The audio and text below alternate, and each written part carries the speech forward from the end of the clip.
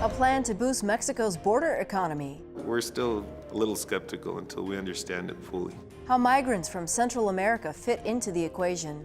They are candidates to be part of that industry. And the ripple effect in Arizona. We all benefit from that Mexican national economy with money in their pockets. Hello and welcome to Arizona 360. I'm Lorraine Rivera. Thank you for joining us. Every year, more than $25 billion worth of goods travels between Arizona and Mexico.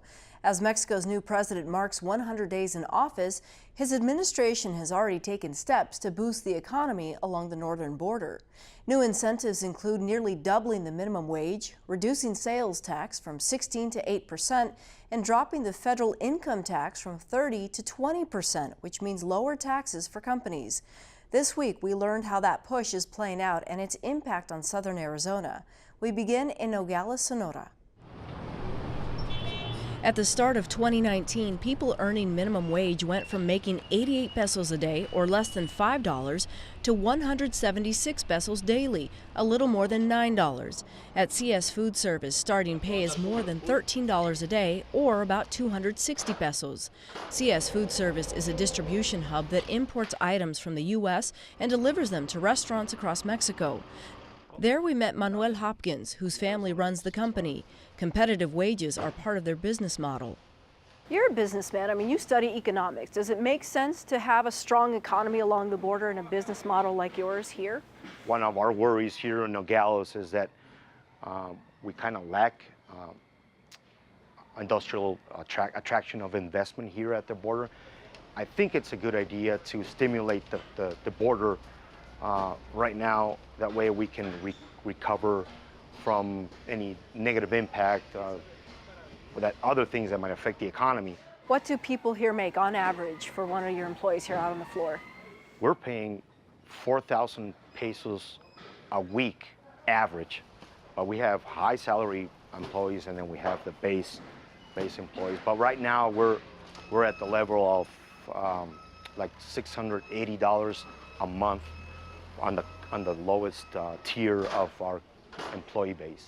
What's the benefit to you as an employer to pay your employees more than the minimum wage? I mean, we're trying to reduce our rotation for employees. I mean, we feel that picking products, and mostly if they're in other languages in the U.S., they're in English language, we're trying to get our employees to stay here on board with us picking, because the more time they're here, the more they know the products, get to know the products. I mean, we handle over 4,000 SKUs.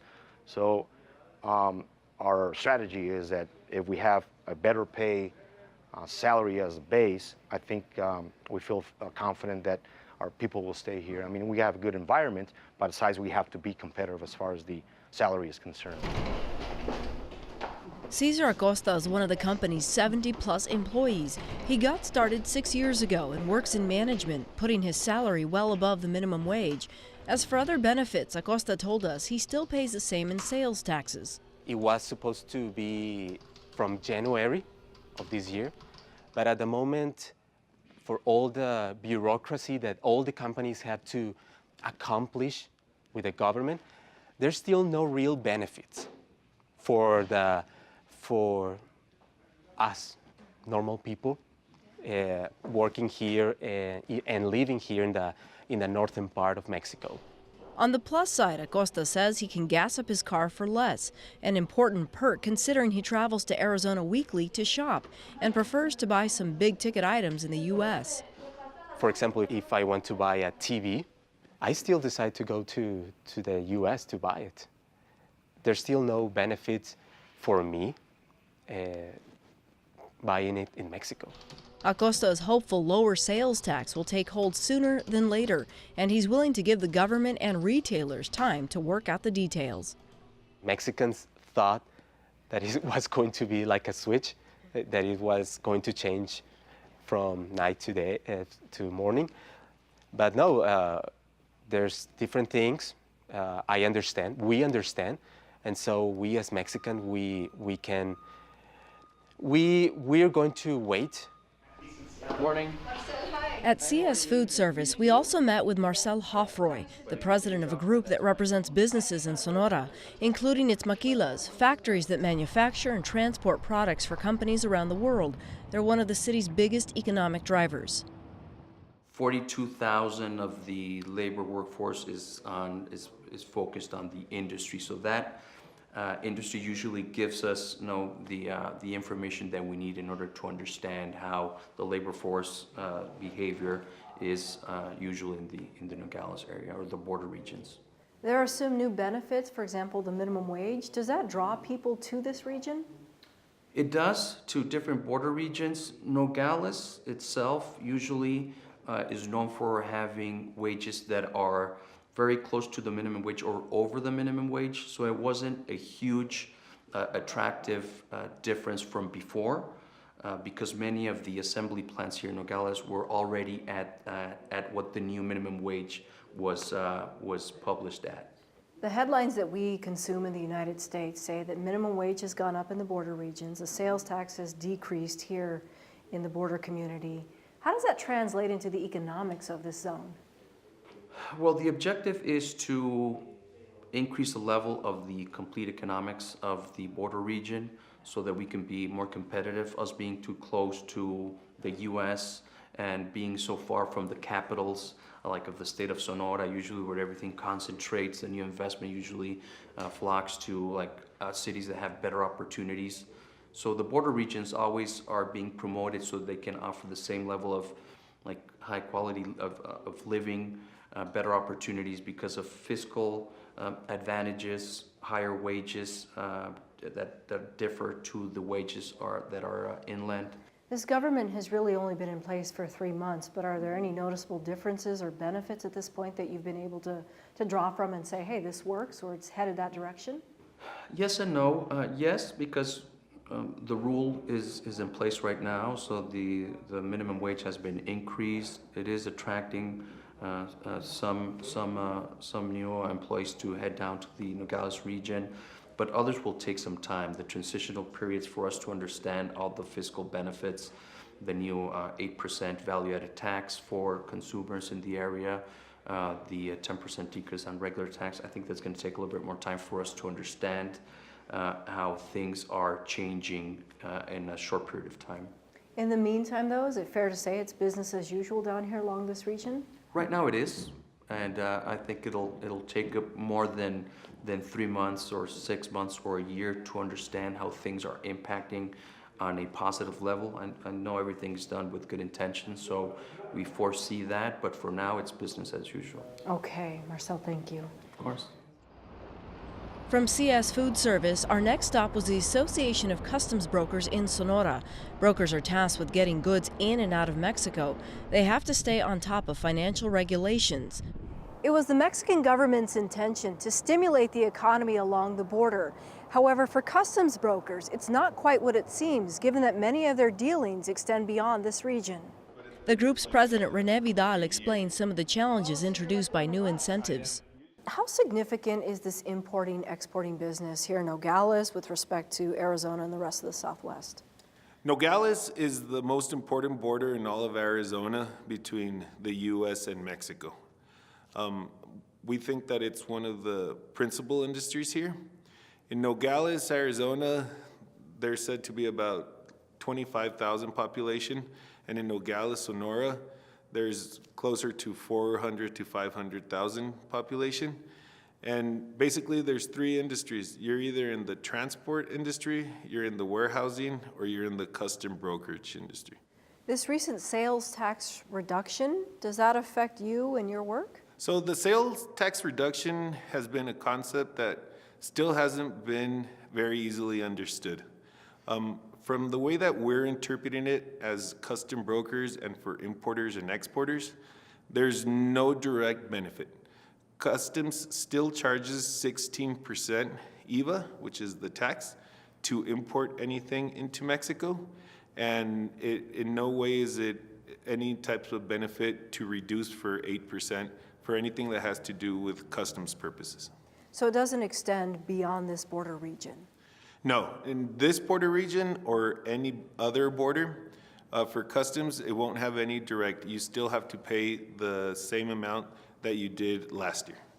How has that impacted your work then? I mean, has that caused some problems given that the thought was that if you can reinvigorate the economy of the border region, that it would eventually extend to brokers like yourselves? So in reality, what we believe that the government is doing is protecting also its interest in order to being able to still captivate the same income that it was doing in customs. So that's why they're leaving that same percentage. The idea is to benefit the final consumer, not necessarily industries or companies, but the actual people. It seems like there's a lot to keep track of right now, given that this is a new benefit, not necessarily a law. Are there psychological effects of this, of what's taking place right now with the economy along the border? I think some of the psychological effects might fall back directly on the business owners. We still don't know where our responsibility is going to lie down the future. So we've heard talks that if we apply the 8% and we charge only 8% of the tax, that if for some reason the federal government sees that something wasn't done correctly or it was benefited to somebody that didn't apply, they can go ahead and charge us for what we didn't charge. So that's one of the reasons that a lot of us are a little worried on how the result might turn out. For imports, the benefit doesn't exist anywhere, because that's one of the biggest ideas that, now if I put a manufacturing business close to the border, I'll only pay 8%, and that isn't the case. I mean, so that's, I think, the main thing that for customs purposes and custom brokers. We don't think that the idea is very far-fetched and that it's a bad idea. We just feel the uncertainty as to how it's really going to play off and what role we're playing. I mean, if everybody's doing the 8% and the consumers, the benefited, we're all for it. But right now, some of the little commas that have come about, we're still a little skeptical until we understand it fully. Sonora has more maquilas than brokers and needs an estimated 2,000 workers to fill all vacancies. Several days later, we returned to Nogales, Arizona to talk about labor shortages with Wendy Molina, president of the Maquila Association in Nogales, Sonora. Well, the maquiladora industry, we have 107 factories, different manufacturing plants located in the city. We have around 43,000 employees. This means that we are employing around 70% of the citizens, of the people living in Nogales, depend on the industry. These companies represent how many different countries? Well, mainly from the U.S. These are mainly factories, their headquarters are from the U.S., but there's also European companies, and there's also from Switzerland and from China. From the 32 states, in 21 states, we have maquiladora. It's not only at the border cities, no? So maquiladora has been expanding very much, and it's the first exportation for Mexico. It's the #1 exportation for Mexico going to the United States. So the industry has been growing a lot, and it's a high priority for the country to maintain and keep attracting the industry maquiladoras in the different states of the country. For the border, is very, very important. Is the first way of is the economic, the priority economic for the government as well. The high priority in the economic development for the cities. And it's on track to continue the growth this year? Yes, it is on track. Well, we have been seeing a little bit that it is on hold because of this labor situation and other things that are developing in the country. But in general, I see as the president of the Maquila Association, I do see some interest in investors coming to Nogales. Mm-hmm. There are a large number of Central Americans who are making their way north. Mm-hmm. What's the likeliness of any of these individuals working in places like these factories? Mm-hmm. It is likely. I mean, for example, in Baja California, in Tijuana, they are employing already 1,500 people, immigrants, and these people, first of all, they need to comply with the legal immigration policy in Mexico. After they comply, they can be candidates to be employed in the industry. The industry needs to make sure that they pass all the the process. I mean, they have to be interviewed, they have to accomplish and comply with the requirements of the company. Not all the companies have the same requirements. And after they are good with their requirements, they are candidates to be a part of that industry. As I understand it correctly, there is still a need to fill some spots in maquiladoras here in Nogales, Sonora? Like there is a need? I mean, we saw plenty of signs advertising openings. Right now we have 2,000 vacants in the different companies. One of the good news is that these are due to growth. It's not because they don't find the people. We ended the year of 2018 with a good group of people. Right now, based on the information that we have from the managers and the directors of the different companies, is that they are planning growth for this year and they are preparing their men. Next, we wanted a clearer picture of the labor challenges in Nogales, Arizona, a community that also boasts its own robust import and export industry, mostly for produce. The latest data puts unemployment in Santa Cruz County at 9%, about 3 points higher than Arizona's jobless rate. As executive director of the Santa Cruz Center, Stella Perez spoke to us about the county's Provisional Community College District and its approach to educating the area's workforce. And tell me about your student population. Very unique subset of people here because you're serving really two countries. Well, we are. We're very fortunate to be able to serve Santa Cruz County. Although it's the smallest county in the state, we have a unique set of students. Many of our binational students are bilingual. They also are first generation. And we have students who sometimes come from across the line, not only to work here, but also to attend courses. And so we have a unique opportunity for training and development because our students can also go back and forth for courses, programs, needs, and so we try to look for those or to provide those services. What types of careers or workforce are you preparing them for here?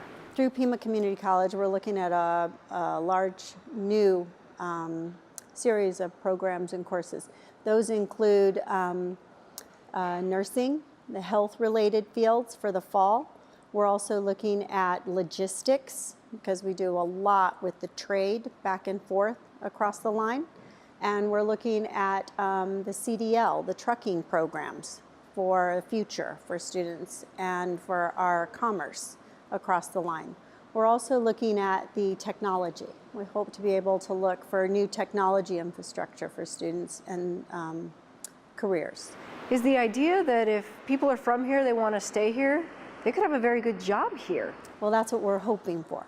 We're hoping to build more economy, more opportunities, and then more development. And that we see that really coming forward with new opportunities through the mining. And then also with the maquilas, there's new opportunities for students to stay and build their careers as well. What's the overall goal and mission of this center? It sounds like there are a couple different things you hope students take with them, but it is part of just kind of reinforcing that labor force in this region. Well, the overall goal is that students who are born here, who grow up here, who choose to stay here can in fact find and build their educational career here in Santa Cruz County, instead of looking 100 miles in either direction for their future. And that's been the goal and vision of the governing board, and it really is something that we hope that they see in their future. And then if they decide to build their career and then move into a 4-year baccalaureate program, we have the University of Arizona at Santa Cruz with wonderful opportunities for a baccalaureate and even into their master programs. All right. Stella, thank you. Thank you. After speaking with stakeholders familiar with this situation in Mexico, we turned our attention to how a healthier economy in Sonora could provide a windfall for southern Arizona. On average, there are about 23 million recorded visits into Arizona from Mexico through ports of entry like this one. It's estimated Mexican shoppers spend about $2.3 billion in Arizona. Visit Tucson is one of the organizations watching those numbers closely. At the group's office in downtown Tucson, we met with Felipe Garcia, Executive Vice President of Vamos a Tucson, Visit Tucson's Mexico Marketing Department. We discussed factors that drive trips from Mexico. What we see is that many retailers, they actually see that cross-border movement and they decide to invest in a community and open a presence even this side of the border. We have retailers that have come here to Tucson, and when we meet with them, they tell us, we're coming to Tucson because of your local market, but because of the Mexico market, because we know that we're not going to open a store in Nogales or not even in Hermosillo. So if we open here in Tucson, we'll service northern Mexico, and we'll service the Tucson market as well. We were in Nogales, Sonora the other day, and we saw Peter Piper, Home Depot. Why is the Mexican shopper still coming here when there's so much there for them? Many times it's even selection of product. Mexican, at Costco, when I go to Mexico, I stop at a Costco. And it's funny because I buy things in Costco, Mexico, that I don't find in Costco in the United States. And vice versa. People from Mexico, you'll go to Costco in Tucson and you'll see them shopping at the Costco and says, well, there's in Hermosillo, they have a Costco still, but the product selection is sometimes different. I'll come buy those products that they cannot find. Definitely it's impacting. I mean, more retailers in Mexico is going to change the way that Mexicans shop in the US. Online shopping is going to have an impact as well. So we're always looking into what's next in retail. What can we do that is unique and different that will make that visitor come here and spend money in our community? And every time somebody crosses the border to come to Phoenix or Tucson, they're spending money, and somehow that impacts the rest of us, correct? All of us, you and I, your colleagues here in the cameras, people watching right now, they're going to be impacted because we don't rebate sales tax in Arizona. And we know that Arizona, most of our revenue at a local level comes from sales taxes. So that family from across the border that is going to be making more money is going to come to Tucson or to Phoenix or to Nogales and will go to a store to buy clothing, or they're going to buy groceries even, or toys, and they'll be paying a sales tax. And that sales tax is going to go to help us fund for our basic services. They're going to put gas on their cars. They're filling their tanks, they're paying the fuel taxes that help our roads here. So we all benefit from that Mexican national coming with money in their pockets to spend money in our community. Does the peso stretch as far here in the United States? It's interesting because the exchange rate has been, it's hard to people in Mexico or in the US to understand how Mexico exchange rate has suffered through the years. I mean, I don't think I'm that old. And when I was a kid, it was about 24 pesos to a dollar. Now, let's keep in mind that they took 3 zeros out of the currency. Okay. So it was 24 pesos to the dollar. Right now it's about 19 pesos. But if we add those 3 zeros, it's 19,000 pesos. So when I was a little kid, it was 24 pesos. Now it will be 19,000. So that's how much the exchange rate has changed throughout the years in Mexico. What happens is that every time we see a devaluation or a spike, the peso loses value or the dollar gains strength, and people get scared. So last year, I think, year and a half, it was 17 pesos per dollar, then it went to 19. So all of a sudden people, they react and they stop coming because, oh gosh, it's more expensive. But then what happens? Lots of the products in Mexico are also traded in US dollars. So the price of goods in Mexico in pesos raise. And again, we're less expensive. So it's a couple of months that it's a psychological shock of always more expensive. In general speaking, many items, clothing, electronics, toys, are less expensive here in the US. A factor that extends beyond the borderlands but shapes the relationship between Arizona and Mexico concerns the value of the peso. Currently, $1 American is equal to 19 Mexican pesos. A recent study from the University of Arizona Eller College of Management looked into how devaluations impact Mexicans' willingness to spend in the U.S. Back in our studio, Eller economist George Hammond joined us to explain more. The dollar is up over 40% against the peso since 2014, up about 4% over the past year. The peso, the dollar sounds low for Mexico, but a good opportunity for the United States. Is that correct? Well, what it is a good opportunity for U.S. residents to cross into Mexico and to shop there. For the Mexicans who are paid in pesos, it actually tends to make American U.S. dollar price goods and services more expensive to them. So we have seen a little bit of a depressing impact on sales, particularly in Santa Cruz County, from the rise in the value of the dollar over the past couple of years. When you look at just the economics of it, is it really of value to cross the border and come spend your pesos in the United States versus spending them in Mexico? Absolutely. We know that for a fact by the millions of Mexicans who cross the border to shop in Arizona and the U.S. every year. You know, and what they find of value will depend on each individual. I had an interesting conversation a couple of years ago with some workers at the U.S. consulate in Nogales, Sonora. And I asked them why they crossed the border to shop, and what the interesting thing was, they said they crossed a lot of times to buy gas in the U.S., and they did that because, in part, they believed the weights and measures in the U.S. were better than what they were experiencing and likely to get in Mexico. So if they bought a gallon of gas in the U.S., they really believed they were getting a gallon of gas, and they weren't so sure that the same was true in Mexico. When the federal government in Mexico creates these incentives, that essentially translates into dollars for America, primarily Arizona, given this is our region. What the Mexican government does will have an impact on those incentives. So an increase in the minimum wage in Mexico tend to raise incomes for those who are at that level. And that means more income for Mexicans, and they'll tend to spend more income on average. And some of that income may be spent here in the U.S. Decreases in tax rates in Mexico tend to make Mexican shopping more competitive relative to the U.S. unless we match that. So that might tend to keep more Mexicans in Mexico to shop. But you want to keep in mind that there are a large number of factors that matter, and each tend to matter a little bit on their own. How would you describe the value of the peso right now?